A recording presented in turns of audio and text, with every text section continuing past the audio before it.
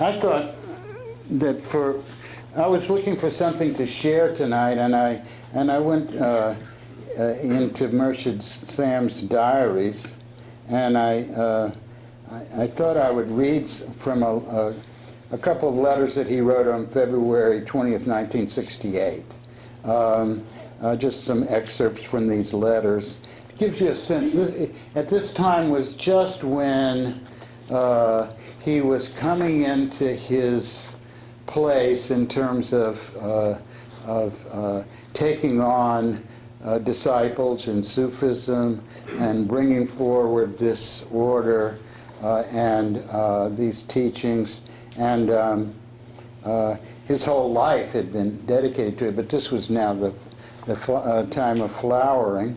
And this letter was written to Anand Ashram, and in the manner of Papa Ram Das, he says, "Dear Ram," because he called everybody Ram, because everything was Ram, even though sometimes he would say,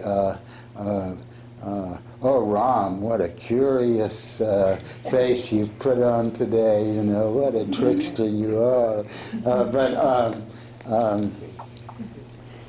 I'm going to read just a little bit from this letter, because this is a letter where I think he first mentions Karl Jablonski, who is our dear friend Moineddin, later got the name Moineddin.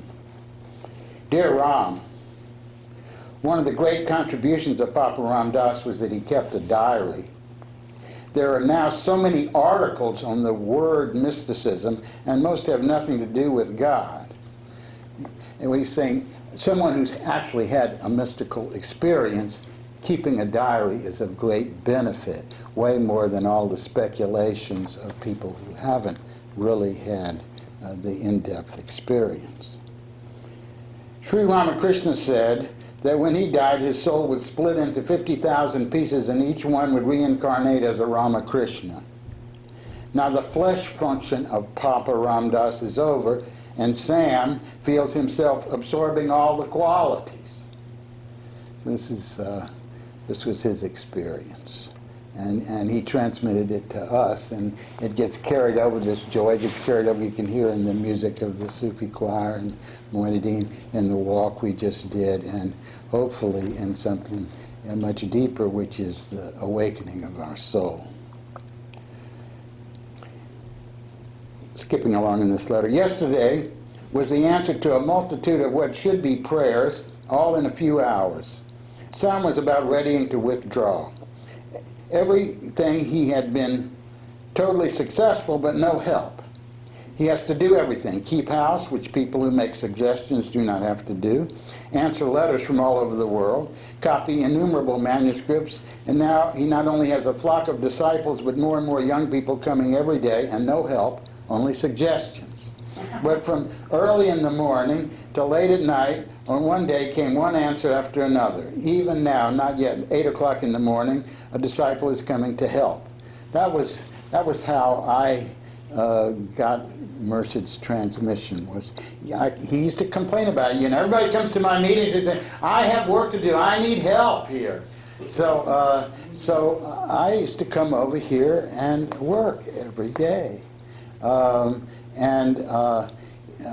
Just being in his atmosphere, just helping in some way. I started out, you know, just washing the dishes and taking out the garbage and doing some filing, and then he found out I could type really well, and he was probably the most prolific writer that you would ever imagine. He would wake up writing, and among all of his other things, but he got such an ecstatic state writing that you'd have to be, you know, a really whiz of an editor to be able to decipher what he was saying. And of course, he'd send a letter out, and you might not be able to really know exactly always what he was saying. So then I could type fast, and he would dictate to me, and I would be typing. And you see some of that in the movie where they caught me typing while he was talking. But then his letters, "Oh, Sam, your letters are getting so much clearer." Well, because he wrote so many typos, you know.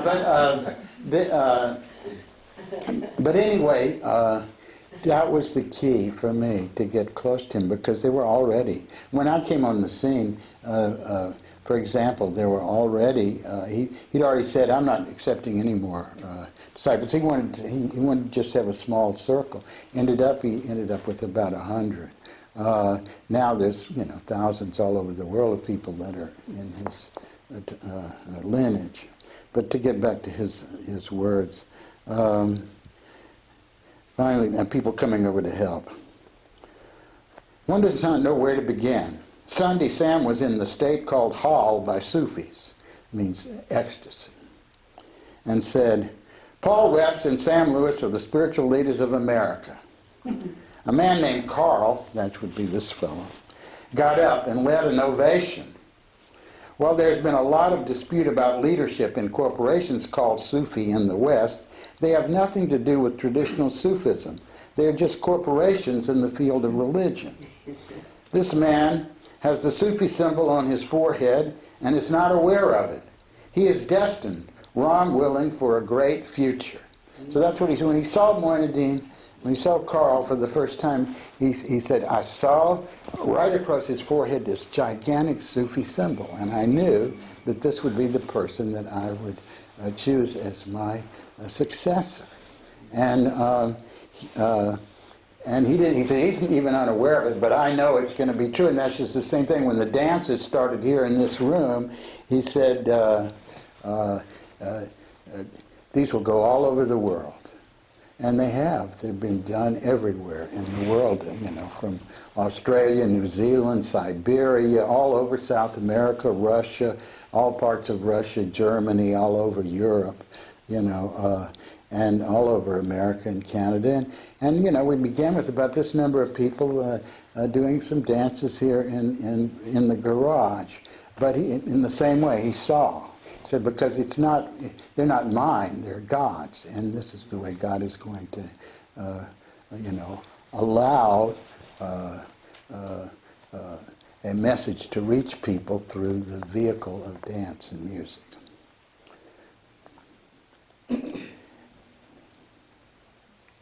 This man has a Sufi symbol on his forehead and is not aware of it. He is destined, Ram willing, for a great future. It looked like a show. Ram has his disciples on Monday night, goes with a group of students of real Buddhism on Tuesday night, and last night spoke at a modernized Christian church where you have to have mystical experiences to earn your way. Without Christ, you not get full ordination. They want and have reality. I'm skipping over some of this. The Sufi Hazrat Inayat Khan wanted Sam to present the spiritual teachings to the universities, and none of Hazrat Inayat Khan's successors and followers would accept that. They all use words like humility and surrender, and then do exactly as they please, all striving for leadership and public favor. But now Sam is gradually worming his way in exactly as his Murshid wanted. Now I remember his early attempts he would write letters to the academy. He said the problem at that stage in the academies in America and in Europe was that people were professors of Oriental philosophy and mysticism who had never gone through mystical training, who'd never sat at the feet of a teacher and emptied out their sense of self before the teachings and so on. And so he was trying to break through it, and he did. He took me when I first came in. I came to this place. He was raving on this theme. All these people that put themselves up as experts on Zen, Oriental philosophy, and they've never actually gone through any training whatsoever. And I just left the university, graduate school, working on my PhD in philosophy. I wasn't going to tell him what my background was. I was afraid he would kick me out.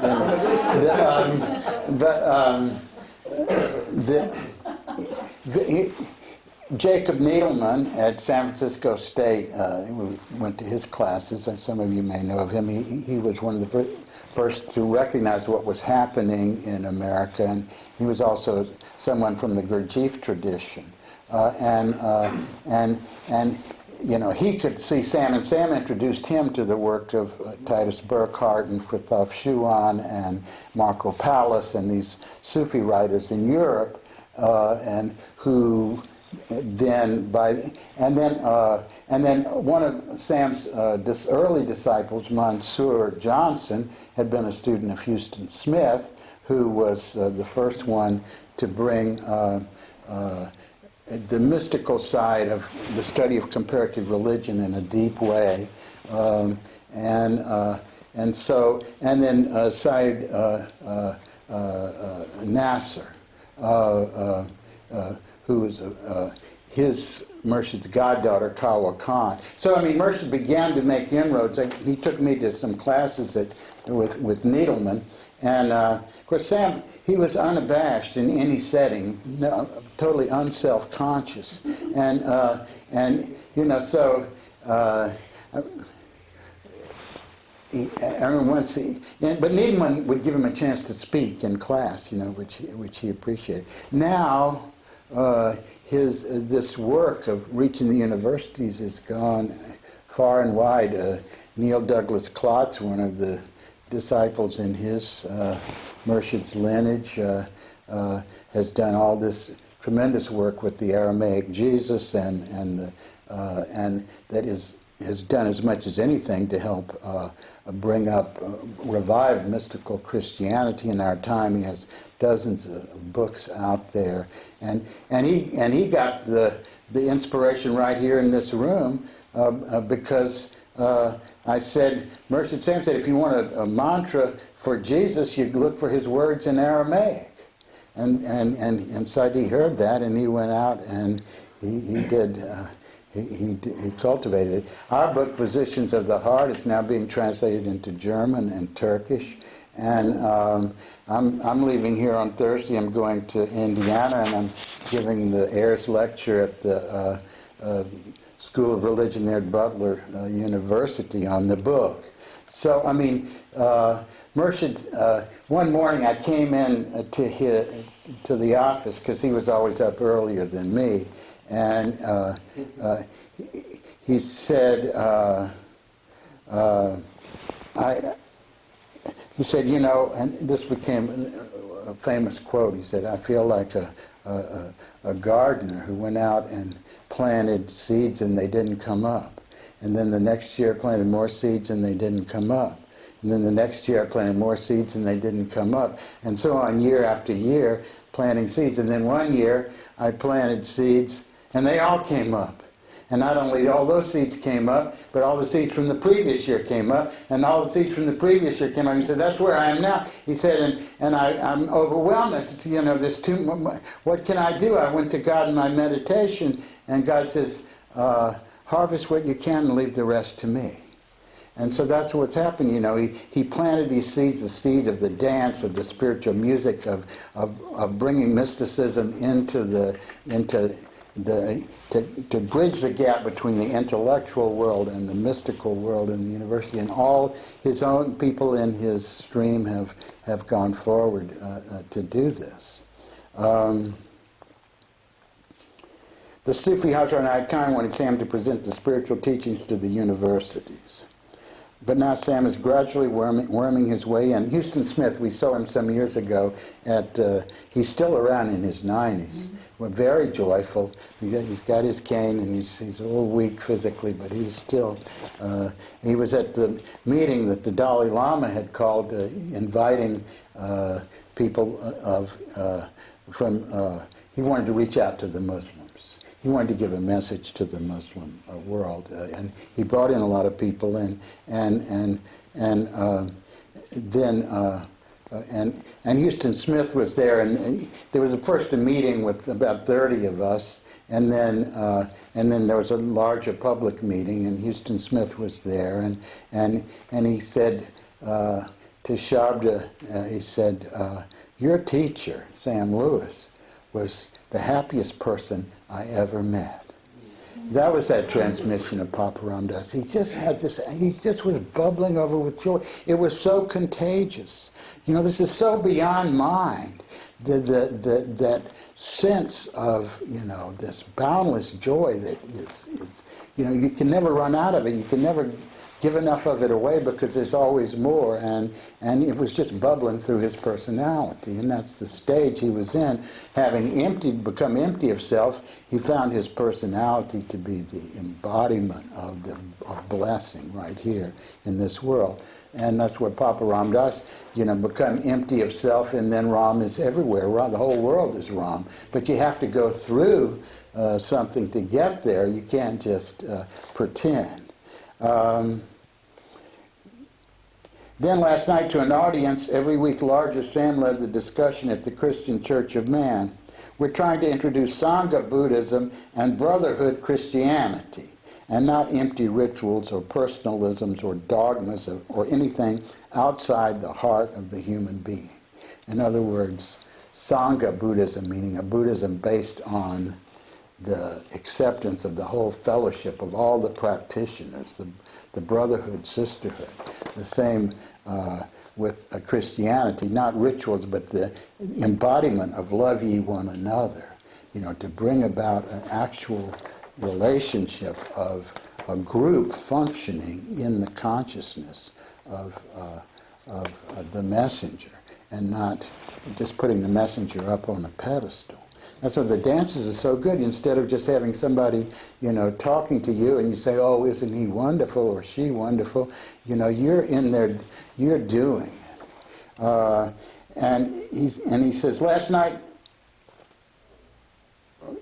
not empty rituals or personalisms or dogmas or anything outside the heart of the human being.